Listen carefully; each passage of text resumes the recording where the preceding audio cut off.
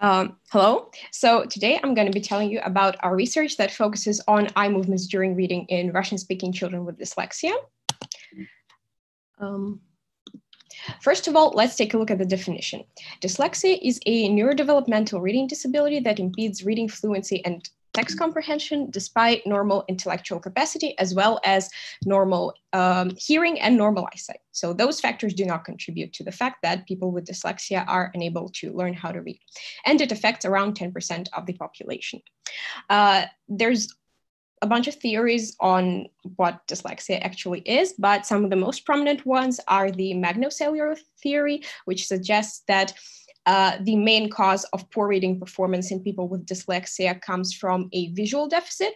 And there's also the phonological theory that, on the other hand, names a linguistic deficit as the main cause of the poor reading performance, specifically disrupted phonological processing and impaired processing of speech rhythms.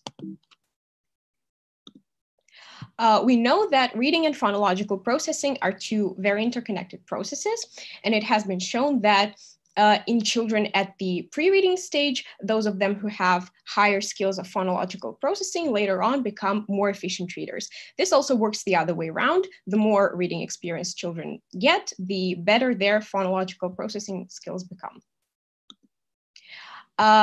Now let's take a look at an overview of the previous findings in the research of eye movement patterns in children with dyslexia. We know that children with dyslexia have longer fixation durations while reading, which means that the stops that their eye makes at the word during which information is being processed takes more time. They have also a larger number of fixations. The saccade lengths are shorter, so the short eye movements in between fixations are shorter in children with dyslexia. They make more aggressive movements. The eye goes back a lot more. And there's also less skipping of short words. Skipping of short words is considered a typical characteristic of efficient readers. The eye does not make any fixations on short words. It has been found by some researchers that eye movement difference can be associated with linguistic processing. And in our research, we operate under that assumption as well. Our research questions were as follows. First of all, we wanted to know how phonological skills influence eye movements during reading in children with phonological dyslexia compared to controls. And second of all, we wanted to investigate if linguistic properties besides length and frequency influenced eye movements during reading in children with dyslexia. Our participants were all primary school students from grades 1 to 4, and the sample included 29 children with diagnosed phonological dyslexia, as well as 47 controls. We assessed reading fluency using the standardized assessment of reading skills in Russian, and all 47 children from the control group had normal reading according to this test, while 25 of the 29 participants with dyslexia had dyslexia according to this assessment. And all children had normal hearing and normal nonverbal intelligence. For the reading portion of the experiment, we used the child version of the Russian sentence corpus that includes 30 sentences that are 6 to 9 words long. You can see some examples with translations on the screen below. The isolated sentences were placed in the middle of the screen, and children were asked to read them silently. So the procedure went like this. The participant fixated on the black circle, then it changed to a sentence, and the child read the sentence silently, and then fixated on the red circle, which then the sentence changed to either the next sentence, or after 10 sentences, there were comprehension questions with 2 options of answer. Oops, sorry. For the phonological assessment, we used the Russian test of phonological processing, which was developed in order to assess children's phonological processing skills and their interconnection with reading. The test battery included 7 subtests. Here they are listed from least difficult to most difficult. So the subtests were phoneme discrimination, lexical decision, pseudo-word repetition, phoneme detection, phoneme isolation, calculating the number of sounds in a word, and the last most complex subtest, changing the sound in a pseudo-word. It was the hardest one because it required the most skills to be used simultaneously. You can see an example on the screen. In our analyses, we chose the following dependent variables. We looked at first fixation duration, gaze duration, second run dwell time, total reading times, and probability of skipping a word. For our predictors, they can be divided into 2 groups. First of all, the characteristics of the participants, so group, grade, and mean accuracy in each of the subtests of the RuToPP, and also the characteristics of the words that the participants read, so word length, word frequency, number of morphemes, word class, morphosyntactic ambiguity, and whether the word was in its base or non-base form.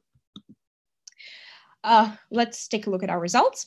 Overall, children with dyslexia read slower than typically developing children. However, they turned out to be more likely to skip a word. As for the interaction between group and the characteristics of the participants, first of all, children from higher grades read faster. However, this effect was less prominent in children with dyslexia. And children from higher grades were also more likely to skip a word. Less likely to skip a word, and this effect was even more prominent in children with dyslexia. For the RuToPP, we found that better performance in 2 of the RuToPP subtests, phoneme isolation and changing the sound in a pseudo-word, was associated with faster reading times, and this effect was more prominent in children with dyslexia for only the last subtest, the most complex one, changing the sound in a pseudo-word. For the interaction between group and word properties, we found interaction only for those 2 following variables, word length and word class. All children read longer words slower, but this effect was even more prominent in children with dyslexia. And longer words were more likely to be skipped, actually, by children with dyslexia compared to controls. As for word class, verbs were read faster than nouns, and this difference was more prominent in children with dyslexia. Pronouns were read slower than nouns, and this difference was less prominent in children with dyslexia, which was also true for function words. The effects that applied to all children were the effects of frequency, of morphosyntactic ambiguity, and for the number of morphemes and the base non-base form of the word, we found no effect for both groups. So what conclusions can be made from those results? First of all, we can suggest that the fact that we found that the difficulties with the most complex phonological task in RuToPP were associated with longer fixations in children with dyslexia compared to controls. This allows us to suggest that perhaps what prevents Russian-speaking children with dyslexia from reading effectively is not impaired elementary phonological processing, but rather impaired complex phonological processing.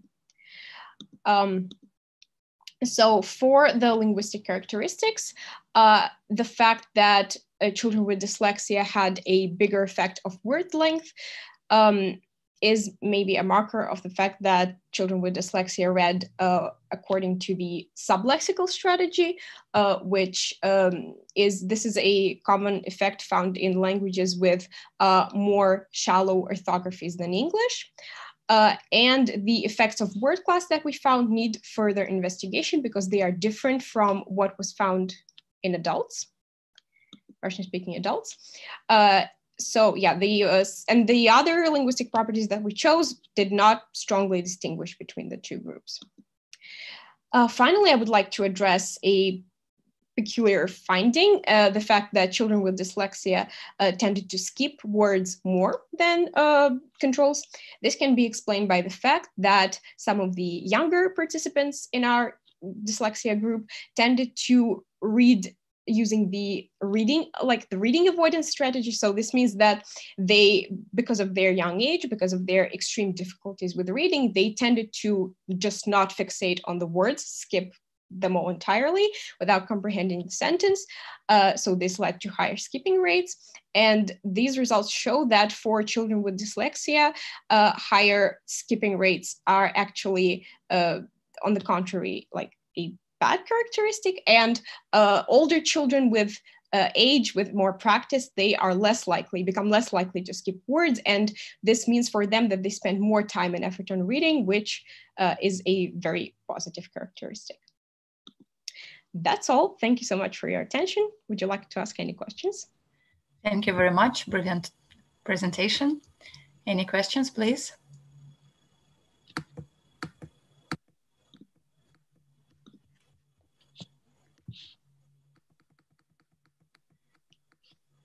Okay, I have one. It's actually maybe more like a commentary and not even a question, and it will bring us a bit beyond your empirical results, but I'm interested in this very, very last part that you mentioned, that dyslexic children, they tend to just skip the words they cannot read and just ignore them. From the research on intelligence and one more various aspects of that, rather than just verbal abilities, it is very well known that this is one of the very, very immature intellectual strategies in general. And it's not just in children. We can observe it in adolescents, in adults, and in a very efficient adults as well. If there is something I personally do not like, or I'm afraid of, I'm just pretending, oh, there is nothing in there, and I just exclude it from my perceptual field. So is this specific, you personally, what you believe, is this specific to just dyslexia and verbal things, or is this more general mechanism, which is, of course, quite an inefficient one? And this brings us to the very fundamental question of what is dyslexia itself, because from what I heard, there are other theories believing that dyslexia has nothing to do with intelligence, that intelligence is definitely non-impaired. And we can probably say that there are executive functions that are not very well working and some other higher tier cognitive abilities. So how could you comment on that, please? And we have another question and another commentary. Well, thank you so much for your great comment. I think that definitely this is this strategy goes, I think, maybe beyond people with dyslexia. I think this is something that can be commonly said. Like, we tend to not try to understand if we don't understand something, or try and complete something if we don't understand, but rather just avoid and not do it entirely. Of course, I think that this can also, this is not a dyslexia specific thing.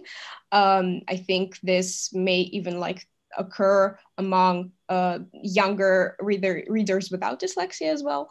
But definitely, you were also right about the fact that intelligence, has nothing, impaired intelligence has nothing to do with dyslexia. So this is, characteristic of dyslexia, that intelligence is not impaired. Yeah, but thank you so much. Could I possibly add that something? Great to discuss it maybe later. And I see the commentary in chat from Manuel Perea, and then there is a hand raised by Ekaterina Stankova. So let's go step by step. Manuel Perea says, I was wondering how the kids with dyslexia process pseudo words in which the modified letter has a different sound in the Latin script. It is in chat, so you can read it there. I was wondering how the kids with dyslexia process pseudo words in which the modified letter has a different sound in the Latin script. A different sound in the Latin script. So Do you mean letters that look in Cyrillic, letters that look the same as Latin letters? They're just, the sound is different? Actually, thank you so much for, right, yeah. Okay, I understand this one. We haven't really looked into this. To be completely honest with you, I think that maybe some of our younger participants, for sure, they might not even know that such a thing exists, because younger children maybe only even just started learning English, or have not yet started learning English, children with dyslexia especially. So yeah, thank you so much for that interesting comment. I do not think this influenced anyhow the process, but yeah. Thank you. And we have a question from Ekaterina Stankova. Hello, I have a question about word skipping in dyslexics. Don't you think that it maybe means that anticipation processes are more developed in dyslexics than in normal children, typical developing children? I'm sorry, I think I turned off the screen share. Could you repeat, please? Don't you think that that fact that dyslexic skip some words could mean that anticipation processes are more developed in dyslexics? They skip words and they just trying to figure out what it was.